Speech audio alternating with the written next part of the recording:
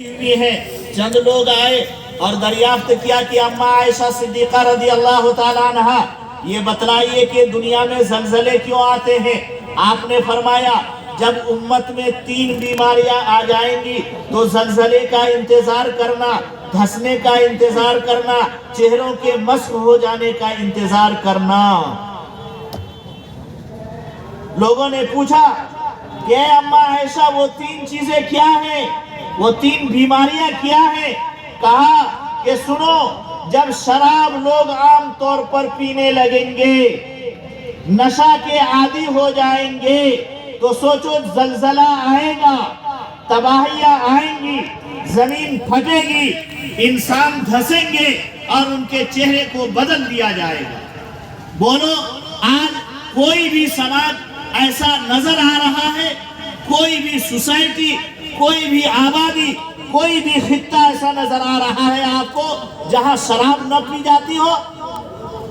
खास तौर से हमारा और आपका समाज जो मुस्लिम समाज और मुआशरा जाना जाता है, बोलो उसमें कितने नौजवान हैं जो नशे के आदी और लतखोर हो गए। आज शराब का नाम बदल बदल करके पिया जा रहा है। बोलो हो रहा है कि नहीं हो रहा है? और याद रखो, जब शराब पीना आम हो जाएगा और इसी तरह नशे के आदी हो जाएंगे तो फिर इंसान पर तबाहियां आएंगी और बर्बादियां आएंगी और इंसान परेशान होंगे। उस वक्त दुआएं करेंगे लेकिन दुआ सुनी नहीं जाएगी, दुआ मुस्तजाब नहीं होगी और फिर हम गिला और शिकवा करेंगे कि हमारे ऊपर परेशानियां आ रही हैं। लेकिन क्या हमने और आपने कभी मुआशरे पर, समाज पर, अपने घर में ये जायजा लिया है कि हमारे नौजवान आज शराब के कितने आदी हो रहे हैं, नशे के कितने आदी हो रहे हैं? अब तो वो छोड़िए मौलाना, अब तो जो छोटे छोटे बच्चे, वो क्या नाम आता है सुनते हैं, सैनफिक्स आता है और क्या क्या पुड़िये में आता है, उसको खोल करके खरीद करके और हमारा ही आदमी उन बच्चों को बर्बाद कर रहा है, दुकानों में ला रहा है। अगर हम तय कर लें कि हम शराब नहीं बेचेंगे तो हमारे समाज का आदमी शराब नहीं पिएगा, हम तय कर लेंगे कि हम सेनफिक्स नहीं बेचेंगे तो हमारे समाज का बच्चा बच्चा उसका आदी नहीं बन सकेगा। लेकिन क्या कीजिएगा, हमें 2 पैसे की लालच है, बच्चे उसके आदी हो जाए, समाज बिगड़ जाए, बच्चों की जिंदगी तबाह हो, बर्बाद हो जाए, उससे हमारा और आपका कोई सरोकार नहीं। लेकिन जिस दिन अल्लाह की पकड़ आएगी उस रोज आपकी दुकानें बर्बाद हो जाएंगी, आप बर्बाद हो जाएंगे और आपने जिनके हाथों में वो सैनफिक्स धराया है, शराब की बोतलें धराई है, कॉरेक्स की बोतल धराई है, वो सब आपके काम आने को नहीं होगा। वो सब धरे के धरे रह जाएंगे और अल्लाह का अजाब आएगा और तबाही बर्बादी में हम सब बर्बाद हो जाएंगे। ये मेरे भाइयों, उन हजरात ने पूछा कि वो दूसरी बीमारियां क्या है। कहा कि जब लोग ज़िनाकारी करने लगेंगे, ज़िनाकारी करने। आज समाज पर जरा नजर उठाकर देखिए, कोई घर की बात नहीं बल्कि कोई फर्द ऐसा नहीं है जो ज़िना के किसी न किसी दर्जे में दाखिल न होगा। अब आप कहिएगा कि मुफ्ती साहब आप अजब बात बोल रहे हैं, हम लोग कहाँ ज़िनाकारी कर रहे हैं। समझो बात को मेरे भाइयों, मैंने हजरत अबू हुरैरा रज़ी अल्लाह ताला अन्हु की एक हदीस पढ़ी थी। हजरत अबू हुरैरा रज़ी अल्लाह ताला अन्हु रावी हैं, आप फरमाते हैं कि आका सल्लल्लाहु अलैहि वसल्लम ने इरशाद फरमाया कि आदम की हर औलाद, आदम का हर बेटा ज़िना में लामहला यकीनी तौर पर मुब्तला होगा। सहाबा ने पूछा, क्या आका सल्लल्लाहु अलैहि वसल्लम लोग कैसे ज़िना में मुब्तला होंगे? कहा कि देखो, इंसान की आंख भी ज़िना करती है, इंसान के हाथ भी ज़िना करते हैं, इंसान के पाँव भी ज़िना करते हैं, इंसान की जुबान भी ज़िना करती है, इंसान की जो है जिस्म के एक एक उज़्व से ज़िना का सुदूर होता है। पूछा कि आंख कैसे ज़िना करती है? आका सल्लल्लाहु अलैहि वसल्लम ने इरशाद फरमाया العین زناہا النظر، آنکھ کی زناکاری یہ ہے کہ غیر عورت کو دیکھا جائے اور غیر عورت غیر مرد کو دیکھے، یہ آنکھ کی زناکاری ہے۔ ہاتھ کا زنا کیا ہے؟ آقا صلی اللہ علیہ وسلم نے ارشاد فرمایا کہ زنا الید زناہا اللمس، کہ ہاتھ کا زنا یہ ہے کہ غیر عورت کو چھوا جائے، غیر عورت غیر مرد کو چھوئے، ٹچ کرے، یہ ہاتھ کا زنا ہے۔ پاؤں کا زنا یہ ہے کہ غلط کاری کے طرف پاؤں کو اٹھائے۔ اور اسی طرح کی ایک حدیث حضرت ابو ہریرہ رضی اللہ تعالیٰ عنہ کی اور آئی ہوئی ہے، جس میں یہ فرمایا ہے کہ ہاتھ کا زنا یہ ہے کہ غلط چیز کو پکڑے۔ بولو آج سماج کا کون انسان ہے جس کی نگاہیں خطا نہیں کر رہی ہیں، غیر عورتوں کو جھانک تاک نہیں کر رہی ہیں ان کی نگاہیں؟ ایک مرتبہ نگاہ پڑ جاتی ہے، بار بار اس چیز کو ہم لوگ دیکھنے کے لیے تڑپتے ہیں، اپنی نگاہوں کو چار کرتے ہیں۔ آقا صلی اللہ علیہ وسلم نے حضرت علی رضی اللہ تعالیٰ عنہ سے فرمایا تھا کہ اے علی سنو، پہلی نظر تو معاف ہے، اس کے بعد کی جو نظر ہے وہ خطا ہے۔ اگر اچانک غیر عورت پر نظر پڑ جائے، تم نظر کو نیچی کر لو، دوبارہ جو تم نظر ڈالو گے تو یہ تمہارے لیے گناہ کا ذریعہ ہوگا، یہی زنا ہے۔ العین زناہا النظر، آنکھیں زنا کر رہی ہیں، کیا ہے؟ بولنے میں بھی بسا اوقات شرم آتی ہے۔ بھیا کی بیوی ہے، بھابھی ہے، سماج میں یہ بات مشہور ہے کہ بھابھی پر آدھا حق دیور کا ہوگا۔ بولو ہو رہا ہے کہ نہیں ہو رہا؟ بھیا چلے گئے ہیں دلی اور پنجاب، اور یہاں بھابھی سے دیور خوشگپیوں میں مبتلا، نگاہیں چار کر رہا ہے، بسا اوقات ہاتھ وغیرہ بھی چلاتا ہے اور غلط جگہ پر ہاتھ بھی رکھتا ہے۔ بھابھی یہ سوچتی ہے کہ یہ میرا دیور ہے، چلو اگر ایسا کر لیا تو کیا ہو گیا۔ بہنوئی اپنی سالی پر جو ہے حق جتاتا ہے اور کہتا ہے کہ سادی آدھی گھر والی۔ بولو اپنے سماج میں ہے کہ نہیں ہے؟ بیوی اللہ نے دی ہے، بیوی کو نظر بھر دیکھو، بیوی کو چومو، بیوی کو بوسا دو، بیوی کو ہاتھ لگاؤ، جسم کے جس حصے پر چاہو بیوی کے ہاتھ رکھو۔ اگر ہاتھ رکھو گے اللہ ثواب لکھیں گے، اسی جگہ اگر غیر لڑکی پر ہاتھ ڈالو گے، غیر لڑکی کو دیکھو گے، سالی کو گھورو گے، سالی سے مذاق کرو گے، اللہ اس کے عوض میں تمہیں عذاب دیں گے۔ بولو ہو رہا کہ نہیں ہو رہا؟ کہاں جا رہے ہو؟ جاتے ہیں سسرال۔ کیوں؟ ارے سسرال میں تو بہت مزہ آتا ہے۔ کیوں؟ دو چار ٹھو سالی ہے نا، جاتے ہیں کچھ من بہل جائے گا، آ جائیں گے پھر دو چار روز رہ کر کے۔ یہ سالی سے من بہلانے کے لیے جا رہے ہیں۔ بولو اگر اللہ کا قہر نازل نہ ہو، اگر اللہ کا قہر آ جائے اور تم سالی سے مذاق کر رہے ہو، ہاتھ اٹھائے، کہیں تمہارا ہاتھ شل ہو جائے، فالج مار دے، بولو اس وقت تم سماج کو کیا جواب دو گے اور اللہ کے ہاں کیسے تم پہنچو؟ حضرت ابو ہریرہ رضی اللہ تعالیٰ عنہ کی جو روایت میں نے بیان کی، اس میں آگے فرمایا گیا کہ یہ انسان ہاتھ سے کام لیتا ہے، نگاہیں چار کرتا ہے، پاؤں سے چل کر کے کسی غیر لڑکی کے پاس خوشگپی کرنے کے لیے آتا ہے۔ دھیرے دھیرے یہ چیزیں اس کو اتنی جری بنا دیتی ہیں، اس کا اتنی ہمت دے دیتی ہیں کہ یصدق ذالک، کہ اس کی وجہ سے وہ زنا کرنے پر آمادہ ہو جاتا ہے۔ فرج اس کی تصدیق کرتی ہے، شرمگاہ اس کی تصدیق کرتی ہے یا اس کی تکذیب کرتی ہے، آدمی کے پیچھے شیطان لگتا ہے اور زنا کاری میں مبتلا ہو جاتا ہے۔ اور پھر اس کے بعد باپ اور ماں کی کیفیت جو ہوتی ہے سماج میں منہ دکھانے کے لائق نہیں۔ ارے میرا بیٹا تو ایسا نہیں تھا، اس کی بیٹی نے میرے بیٹے کو بگاڑ دیا، ارے اس کا لڑکا تو بہت بدچلن تھا، میری بیٹی کو جال میں پھنسا لیا۔ اب ایک دوسرے پر الزام تراشیاں ہو رہی ہیں۔ کبھی تم نے اپنے گھر کا جائزہ نہیں لیا کہ تمہارا بیٹا کر کیا رہا ہے، تمہاری بیٹی کہاں جا رہی ہے۔ آج ہم نے اور آپ نے بیٹیوں کو ننگا کر رکھا ہے۔ بولو ننگا کر رکھا ہے کہ نہیں کر رکھا ہے؟ میں تو اس کی مثال بہت عام فام دیا کرتا ہوں کہ آج کے مرد اتنے بے غیرت ہو گئے ہیں بے حمیت ہو گئے ہیں، شرم و حیا کو اٹھا کر پھینک دیا ہے کہ اپنے لیے پردے والا لباس انتخاب کریں گے اور اپنے گھر کی عورتوں کے لیے ننگے پنے والا لباس منتخب کرتے ہیں۔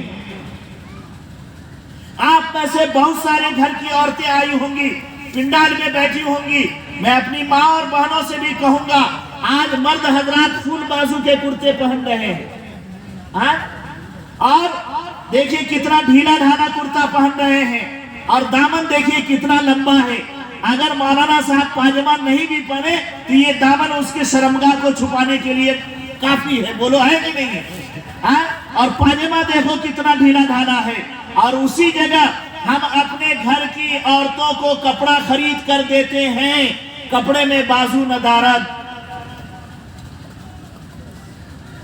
پوچھ لو علماء بیٹھے ہیں، بڑی ذمہ داری کے ساتھ میں کہہ رہا ہوں، اگر تمہارے کرتے میں پھول بازو نہیں ہوگا تمہاری نماز بھی ہو جائے گی، تمہاری گرفت بھی نہیں ہوگی۔ اگر تمہاری بیٹی کے بازو میں بھاپ پر پھول بازو کا کپڑا نہیں ہوگا، اگر اس پر کسی کی نظر پڑ رہی ہے تو آپ کے گھر کی عورت بھی گنہگار، دیکھنے والا بھی گنہگار، اور یہ بے غیرت مرد جس نے ایسا لباس دیا ہے وہ بھی گنہگار۔ کھیل سمجھ رکھا ہے؟ زنا کیوں نہیں ہوگی؟ لوگ زنا میں مبتلا کیوں نہیں ہوں گے؟ آج ہماری ماں اور بہنیں، ان کو ہم دوپٹہ دیتے ہیں، ایک دم باریک سا دوپٹہ،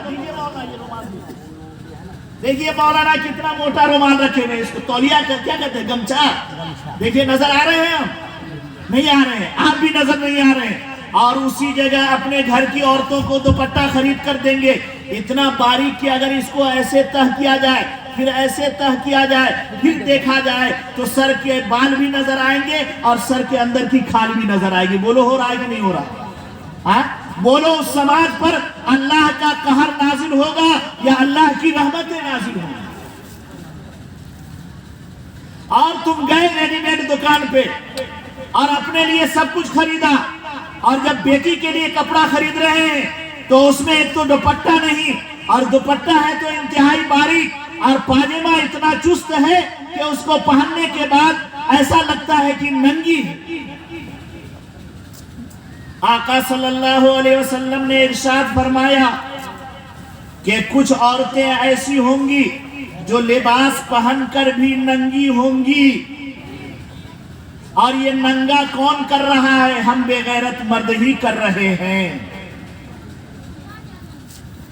اور اسی حدیث میں آگے فرمایا ہے لا يدخلن الجنت ولا یجدن ریحہا، جو عورتیں ایسا لباس پہنیں گی کہ لباس پہن کر بھی ننگی نظر آئیں گی، وہ ہرگز ہرگز جنت میں داخل نہیں ہوں گی، اور جنت کی خوشبو تک اس کو نہیں ملے گی۔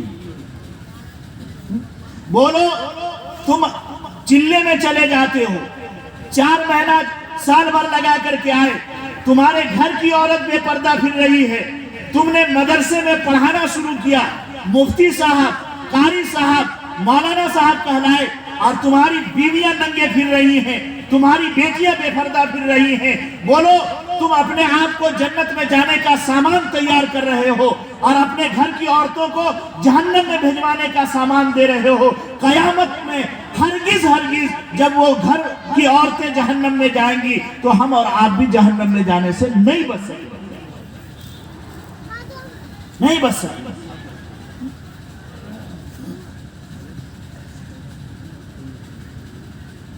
آقا صلی اللہ علیہ وسلم نے ارشاد فرمایا کہ قرب قیامت میں کچھ عورتیں ایسی ہوں گی جو لباس پہن کر کی بھی ننگی ہوں گی، اور آج ہم وہ پورا نظارہ دیکھ رہے ہیں، اپنی آنکھوں سے دیکھ رہے ہیں، اپنے سماج میں نہیں اپنے گھر میں اس کا نظارہ کر رہے ہیں۔ تو اماں عائشہ صدیقہ رضی اللہ تعالیٰ عنہا سے کہا، پوچھا ان لوگوں نے کہ دوسرا گناہ کیا ہوگا؟ کہا کہ جب زناکاری عام ہو جائے گی۔ بولو زناکاری عام ہو گئی کہ نہیں ہو گئی؟ آنکھوں کی زناکاری میں مبتلا، ہاتھوں کی زناکاری میں مبتلا، پاؤں کی زناکاری میں مبتلا، زبان کی زناکاری میں مبتلا، کام کی زناکاری میں مبتلا۔ بولو یہ ابتلا عام ہو گیا ہے کہ نہیں ہو گیا ہے؟ بولو ایسے سماج پر اللہ کا قہر آئے گا کہ نہیں آئے گا؟ اماں عائشہ صدیقہ رضی اللہ تعالیٰ عنہ نے فرمایا جب شراب عام ہو جائے گی اور زناکاری عام ہو جائے گی تو پھر جو ہے زلزلے کا انتظار کرنا، زمین کے میں دھسنے کا انتظار کرنا، چہرے کے مسخ ہونے کا انتظار کرنا۔ اور تیسری چیز فرمایا وَاتُّخِذَتِ الْقِيَانُ وَالْمَعَازِفُ، جب لوگ گانے بجانے والی عورتوں کو پسند کرنے لگیں گے، گانے کے آلات کو پسند کرنے لگیں گے، تو سوچو پھر اس وقت زلزلہ آئے گا۔ آج تو گانے بجانے کے لیے، پچھلے زمانے میں کیا ہوتا تھا؟ علماء نے پڑھا ہے، آپ لوگوں نے بھی اگر مطالعہ کیا ہے پچھلی تاریخ کا، تو کیا ہوتا تھا کہ سردار لوگ، چودھری لوگ، گاؤں کے بڑے مڑر جس کو کہہ سکتے ہیں مکھیا ٹائپ کے لوگ، وہ سال بھر 6 مہینے میں، ہفتے میں کسی جو ہے ناچنے گانے والی کو بلاتے تھے کرائے پر، اور رقص و سرود کی مجلسیں رات میں لگتی تھی، علاقے کے لوگ اس میں بیٹھتے تھے، شراب کا دور چلتا تھا، اور وہ لڑکی تھڑکتی تھی، ناچتی تھی، پھر ان میں ننگا پن آتا تھا، اور اسی نشے کی حالت میں، اسی ناچنے میں وہ لوگ زناکاری میں مبتلا ہوتے تھے۔ اس کے لیے باضابطہ مجلسیں سجائی جاتی تھی۔ لیکن آج جدید آلات نے ایجاد ہو کر ہر گھر میں ناچنے والی کو پہنچا دیا۔ دیکھیے یہ اینڈرائڈ موبائل ہے نا، نیٹ ڈالیے اور اس کے بعد اوکے کیجئے، آپ جو کچھ کہنا چاہ رہے ہیں یا لکھنا چاہ رہے ہیں، پڑھنا چاہ رہے ہیں، آپ جب نیٹ اوکے کیجئے گا نا تو سب سے پہلے آپ کے سامنے ننگی تصویر آئے گی۔ بولیے ہو رہا ہے کہ نہیں ہو رہا ہے؟ ہر گھر میں ناچنے والی آ گئی کہ نہیں آ گئی؟ اس لیے مصیبتیں آنے لگی، پریشانیاں آنے لگی، ہم مسلمان جو ہے ذلیل اور رسوا ہونے لگے، قومیں ہم کو ڈرانے لگی، قومیں ہم کو دھمکانے لگی، اور ہمارے وجود سے نفرت کرنے لگی۔ اس کی وجہ یہ ہے کہ ہمارے سماج میں زناکاری بھی عام، اور نشہ خوری بھی عام، اور گانے بجانے والے آلات اور لڑکیوں سے دلچسپی بھی عام۔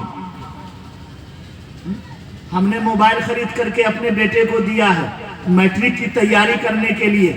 آپ نے کبھی جائزہ لیا کہ تنہائی کے کمرے میں بیٹا آپ کی میٹرک کی تیاری کر رہا ہے یا اپنے موبائل کے ذریعے سے ننگی تصویروں سے لطف اندوز ہو رہا ہے، فلم بینی کر رہا ہے، کیا کیا کر رہا ہے؟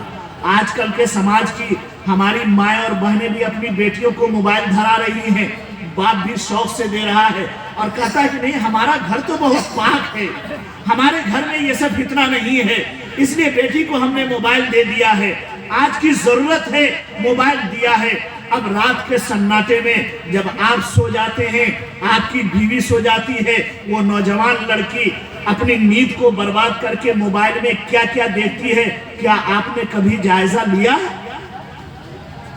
نہیں لیا ہے میرے بھائی۔ ہوش کے ناخن لینے ہوں گے، ہوش کے ناخن لینے ہوں گے، اور طے کرنا ہوگا کہ اماں عائشہ صدیقہ رضی اللہ تعالی عنہا نے جن 3 برائیوں پر زلزلے کے آنے کا اور زمین کے پھٹنے کا، دھسنے کا اور چہرے کے مسخ ہونے کا ذکر کیا ہے، آج جائزہ لینا ہوگا اور اس کا عہد کرنا ہوگا۔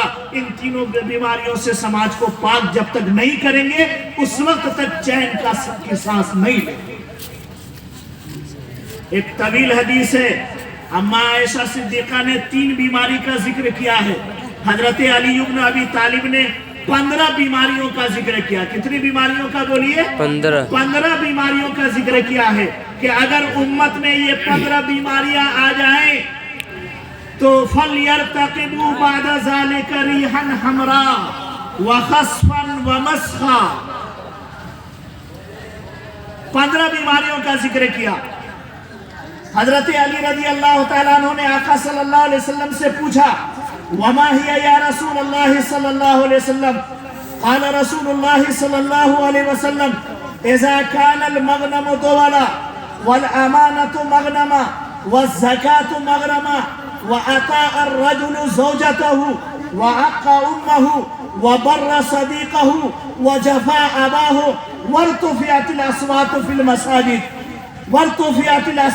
المساجد وكان زعيم القوم أنزلهم وألبس الحرير واتخذت القيان والمعازف وشربت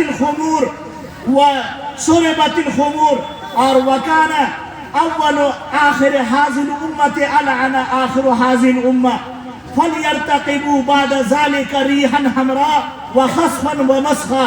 یہ 15 مصیبتیں اور بلائیں جو ذکر کی گئی ہیں جب امت میں عام ہو جائیں گی تو اللہ تبارک و تعالیٰ کے نبی نے فرمایا فَلْيَرْتَقِبُوا، اس کے بعد آندھی کا انتظار کرو، اس کے بعد زلزلہ آنے کا انتظار کرو، اس کے بعد زمین دھسے گی اس میں دھسنے کا انتظار کرو۔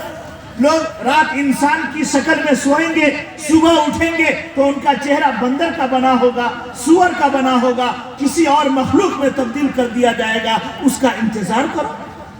15 ان 15 کا ذکر اس وقت نہیں کر سکتے، ان میں سے ایک دو اور سن لیجئے۔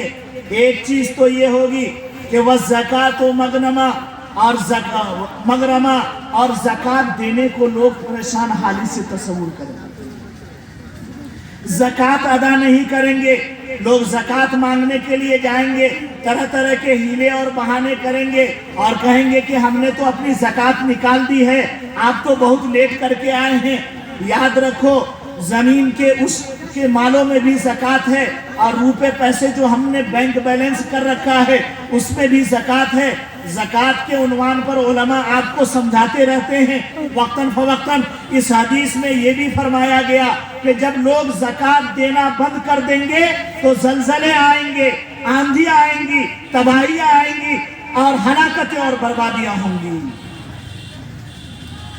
اور کہا کہ وَعَقَّ أُمَّهُ وَجَفَا أَبَاهُ، ماں کی نافرمانی ہوگی، باپ پر ظلم و زیادتی کرے گی اولاد، تو یاد رکھو پھر اللہ کے عذاب کا انتظار کرنا۔ آج دیکھو ماں باپ کے ساتھ آج کا نوجوان کیا رویہ اپنا رہا۔ آج 20 سال 25 سال کی عمر تک جب تک شادی نہیں ہوتی ہے، اس وقت تک ماں باپ کے لیے سب کچھ کرنے کے لیے وہ لڑکا تیار ہوتا ہے، لیکن جب شادی ہو جاتی ہے اور گھر میں ہوم منسٹر آ جاتی ہے جس کی انگلی کے اشارے پر اب یہ جو نوجوان ناچ رہا ہے، وہ جو پٹی پڑھاتا ہے اسی کے مطابق عمل کرتا ہے، پھر اپنے ماں باپ سے دوری اختیار کر لیتا ہے۔ ماں سسک رہی ہوتی ہے، باپ بلک رہا ہوتا ہے، لیکن اس بے غیرت کو یہ احساس تک نہیں ہوتا جس ماں نے 9 مہینے پیٹ میں رکھا ہے، جس باپ نے در در کی ٹھوکریں کھا کر کے اور پیسے کما کر کے مجھے پروان چڑھا کر کے یہاں تک پہنچایا ہے، آج وہ سسک رہا ہے، بلک رہا ہے۔ بولو ماں کے دل سے آہ نکل جائے گی، اس پر قہر نازل ہو جائے گا، باپ کے دل سے آہ نکل جائے گی، زمین پھٹے گی، اس میں وہ انسان دھستا چلا جائے گا۔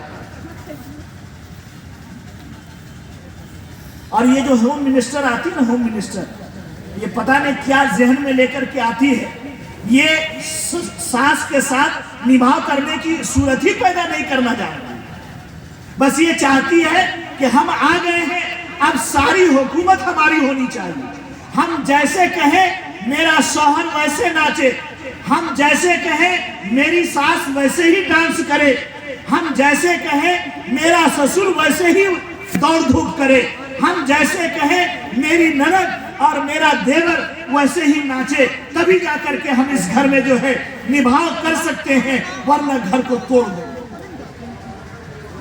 بولو ہو رہا ہے کہ نہیں ہو رہا؟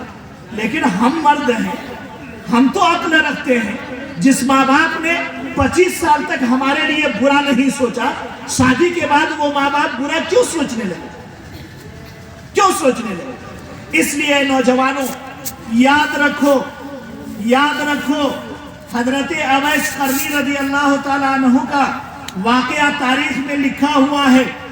انہوں نے 2 مرتبہ یا 3 مرتبہ مدینے کا سفر کیا، اللہ کے رسول سے ملاقات کے لیے، ملاقات نہیں ہوئی، اور اس زمانے میں جب آقا موجود تھے، ہاں آقا کا دیدار کرنا، آقا کی شرف لقاء حاصل ہو جانا، اس سے بڑی معراج کوئی نہیں ہو سکتی تھی، لیکن آپ کو صحابیت کا درجہ حاصل نہیں ہوا، لیکن آپ نے اپنی ماں کی ایسی خدمت کی کہ آقا صلی اللہ علیہ وسلم نے حضرت عمر سے فرمایا کہ اے عمر، میری امت میں ایک قرن کا رہنے والا ایک انسان ہے جس کا نام اویس ہے، جس کی پہچان یہ ہے اگر تمہاری ملاقات ہو جائے تو تم اس سے اپنے لیے دعا کروا لینا۔ حضرت عمر انہوں نے کہا اللہ کے رسول اس نے آپ کو دیکھا نہیں, آپ کی ملاقات نہیں, اور میں اس سے دعا کرواؤں؟ کہا ہاں عمر, اگر ملاقات ہو جائے تو دعا کروا لینا. کیوں؟ معلوم ہے اس نے مجھے دیکھا نہیں, وہ تمہارے درجے کو نہیں پہنچ سکتا ہے, لیکن اس نے ماں کی ایسی خدمت کی ہے کہ جب وہ ہاتھ اٹھاتا ہے تو اللہ اس کے ہاتھ کو خالی نہیں واپس کرتا ہے. جو اللہ سے مانگتا ہے اللہ اس کو عطا فرما دیتا ہے. لہذا تم اپنے لیے بھی دعا کروا لینا. ایک لمبی بات ہے, ادھر نہیں جانا ہے چونکہ ہمارا وقت قریب ہو رہا ہے, ہم اسی لیے بار بار موبائل کی طرف بھی دیکھ رہے ہیں. تو پہلی چیز اس حدیث کے روح سے ہم نے یہ بتلایا کہ ماں باپ کی خدمت کیجئے, ماں باپ کی نافرمانی اور اس کو تکلیف دینے اور اس کو ستانے سے گریز کیجئے. جب ماں باپ کو اللہ کی طرف سے چونکہ یہ تمغہ اور امتیاز دیا گیا ہے کہ ماں باپ راضی ہے تو اللہ بھی راضی ہے, ماں باپ ناراض ہے تو اللہ بھی ناراض ہے. بنی اسرائیل میں سنیے نا, سن رہے ہیں کیا؟ بنی اسرائیل میں قصائی تھا. قصائی جانتے ہیں نا جو لکڑی کاٹتا ہے, کیا گوشت, اسی کو نا قصائی کہتے ہیں, یا وہ جو مکان بناتا ہے اس کو قصائی کہتے ہیں. بولیے نا بھائی, کس کو کہتے ہیں؟ ارے جو بکرا بکری ذبح کرتا ہے گوشت بناتا ہے قصائی اس کو کہتے ہیں. موسیٰ علیہ السلام نے اللہ سے پوچھا کہ اے پاک پروردگار جنت میں میرا کون رفیق اور ساتھی ہوگا؟ کہا کہ دیکھو فلاں بازار میں ایک قصائی ہے وہی تمہارا رفیق ہے. تعجب کرنے لگا. وہ پوچھتے پوچھتے موسیٰ علیہ السلام چلے گئے اس قصائی کے پاس, بیٹھ گئے. قصائی نے گوشت بیچ لیا, تھوڑا سا گوشت کاٹ کر کے اپنی تھیلی میں رکھا اور چلنے لگا. کہا کہ بھائی میں ایک مسافر ہوں, تمہارے ساتھ رہنا چاہتا ہوں, چلو. لے کر گھر چلے گئے. موسیٰ علیہ السلام یہ دیکھنا چاہتے تھے کہ آخر اس کا عمل کتنا بڑا ہے, کون سا عمل ہے کہ جس عمل کے پاداش میں مجھ جیسے نبی کا رفیق اور کیا کہتے ہیں دوست جنت میں بنایا جائے گا. آخر تو کچھ خاص عمل ہوگا, اسی دیکھنے کی غرض سے رات میں گئے, کھانا وانا کھلایا اور سلا دیا. آپ جگے رہے. آپ نے کیا دیکھا کہ وہ نوجوان وہ جھولے سے کچھ نکالا, پکایا. پکانے کے بعد ایک جھولے کو دیکھا کہ لٹکا ہوا ہے بڑا سا, اس کو اتارا. اس میں ایک انتہائی کمزور لاغر دبلی پتلی ایک عورت تھی, اس کو نکالا, منہ ہاتھ دھلایا اور تھوڑا تھوڑا لقمہ کر کر کے اس کو کھلایا. پھر منہ ہاتھ دھل دیا تو اس کے بعد اس عورت کے ہونٹ ہلنے شروع ہوئے. اتنی کمزور تھی کہ آواز نہیں نکل رہی تھی, ہونٹ ہلنے شروع ہوئے اور تھوڑی دیر ہونٹ ہلے پھر ہونٹ بند ہوئے. اس نوجوان نے پھر ماں کو اسی طرح لٹکا دیا اور اپنے بھی جو ہے سو گیا کھا کر کے. صبح ہوئی. اب موسیٰ علیہ السلام اس طاق میں رہے کہ آخر بندے نے کیا کوئی خاص عمل تو نہیں. صبح کے وقت جب وہ پھر بازار جانے لگا, کہا کہ اے بھائی ایسی بات ہے, میں نے جو ہے تمہارے پاس رہ کر کے دیکھا, آخر وہ عورت کون تھی؟ کہا کہ اے مسافر یہ عورت میری ماں ہے. کہا جب تم نے کھلا دیا تو اس نے ہونٹ ہلایا, کیا کہہ رہی تھی؟ کہا کہ میری ماں روزانہ کہتی ہے کہ اے اللہ میں اپنے بیٹے سے خوش ہوں, تو جنت میں میرے بیٹے کو موسیٰ کی رفاقت عطا کرنا. موسیٰ علیہ السلام پر بھی ایک کیفیت طاری ہو گئی. اس نوجوان کو سینے سے لگایا اور کہا کہ اے نوجوان میں ہی موسیٰ ہوں اور تیری ماں نے میری ہی رفاقت کے لیے تمہارے لیے دعا کی ہے, اور خوش ہو جاؤ کہ تمہاری رفاقت بلکہ میری رفاقت تم کو نصیب ہوگی جنت میں. یہ کیوں؟ ماں کی دعا کے صدقے تو پھر, ماں کی دعا کے صدقے تو پھر. اے لوگوں آج جاتے ہو مفتی صاحب سے دعا کروانے کے لیے, دعا کر دیجئے کاروبار ترقی کرے, دعا کر دیجئے فلاں کام کر رہے ہیں, دعا کر دیجئے فلاں ہو رہا ہے. اور گھر میں بہترین دعا گو انسان بیٹھا ہوا ہے جس کی دعا کبھی رد نہیں ہوگی.